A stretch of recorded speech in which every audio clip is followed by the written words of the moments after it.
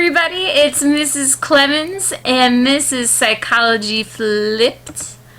Woo! Flipping around. And as always, remember to keep calm, study psychology. Alright, so this is Altered States of Consciousness, Part 2. In our first part, we talked about the stages of sleep. This time, we're going to talk about some sleep disorders. And of course, you're so excited, you're not going to get sleepy. Up here is our good friend Roy, I knew his name. Roy's going to tell us when we need to write. Alright, so our first sleep disorder is sleep apnea. Now, here's the deal with this. This is, yes, a sleep disorder. In terms of it being psychological, not so much. It's definitely a very physical cause. Basically, what's happening is your airway is blocked and you're actually stopping breathing while you're sleeping. It's actually kind of disturbing to listen to someone with sleep apnea. Like they kind of, I don't know if I can make this sound, but the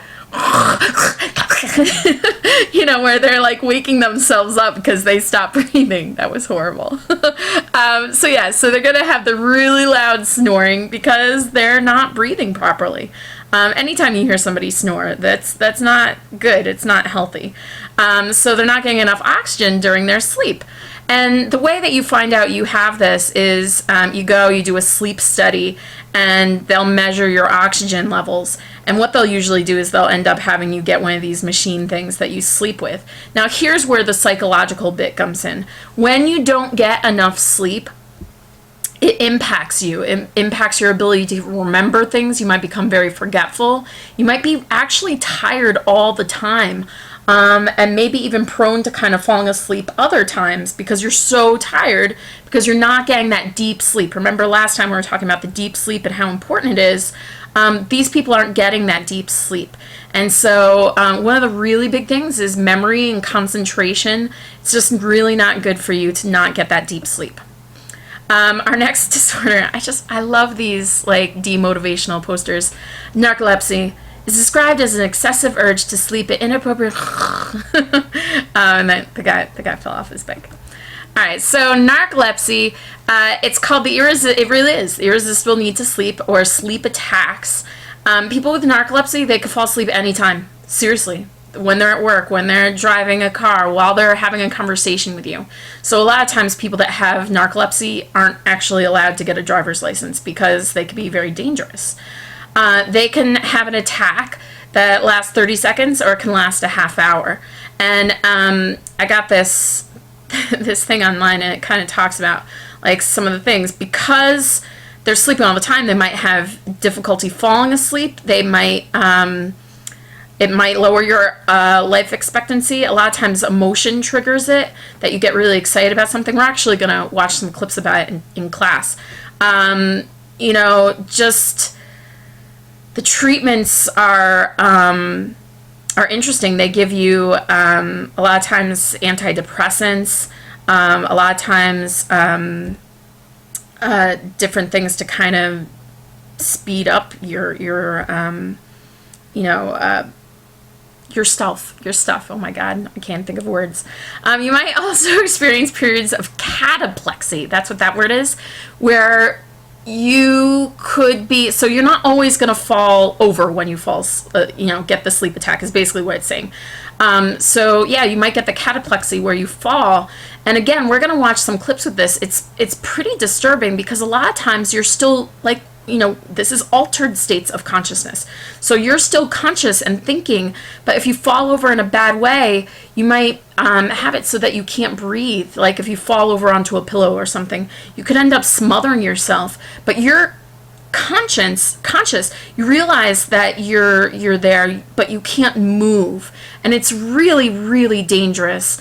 And so that's why it's very, very important for it to be treated. Extremely dangerous, but rare. So don't be like, oh my God, I have this. Next one, talking about children. The two big ones that children tend to get are sleepwalking and sleep terrors or night terrors. I like this picture because it's that classic idea of what sleepwalking is, where your arms are out and whatever. I like this guy. He's wearing like a kerchief. That's not what it's really like, guys. Generally, people's eyes are open, they're walking around, and if you look at them, you might actually think that they're awake, but they're not. They're asleep. And so there's been cases where people, eat a lot while they're sleepwalking, and then, that hurts them because then they're gaining a lot of weight. They're not meaning to eat all that stuff.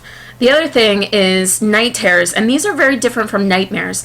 Basically, you have this feeling of terror, but both of these things are happening during stage 4, the deep stage of sleep, so you're not going to remember it. It's very hard to comfort somebody that has this. Basically, you just need to kind of get them to lay back down. They won't really remember what it is that they're having that terror about. And I have them under the category of children because a lot of times children have them, but then they grow out of it. The idea of sleepwalking, yes, some adults sleepwalk, but it's a lot more rare than it is in children. And again, sometimes kids, between the ages of 2 and 3, they go through a stage where they have the night terrors or the sleep terrors, and then it goes away and they never have it again. There is a genetic component, though, to sleepwalking, and it happens with guys more than girls. About 18% of the population. And there's all kinds of different causes. Sleep deprivation, which we're actually going to talk about in the next slide. Fatigue, being tired, stress. In adults, what can happen is medications, alcohol, sedatives, medical conditions. Perhaps if you have an epileptic disorder with seizures, or mental disorders, as we talk about that more later. Then we have sleep deprivation. Like I said, I just talked about that. Then you're not getting the sleep that's needed for your body. So remember, we said that you guys should be getting something like 9.5 to 10.5 hours of sleep.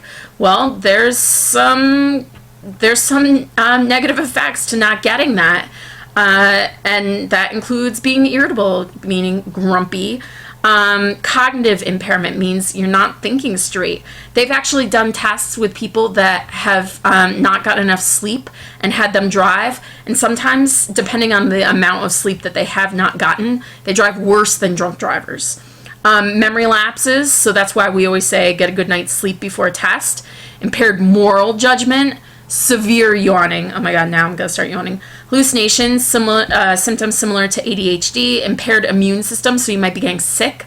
Diabetes, yeah, they've actually linked being overweight to not getting enough sleep. Increased heart rate, heart disease, again, part of that overweight thing.